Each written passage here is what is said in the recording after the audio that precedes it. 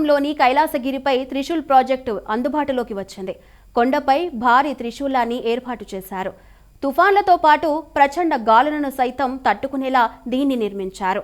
త్రిశూలం పొడవు 65 అడుగులు కాగా ఢమరుకం 10 అడుగుల ఎత్తు, 18 అడుగుల వెడల్పు ఉంది. త్రిశూలం వెలుగులు విరజిమ్మేలా లోపల ఎల్ఈడి దీపాలను అమర్చారు. అద్భుత విగ్రహ అమరాధీశ్వర అగణిత గుణగణ అమృత శివ ఆనందామృత ఆశ్రిత రక్షక ఆత్మానంద మహేశ శివ.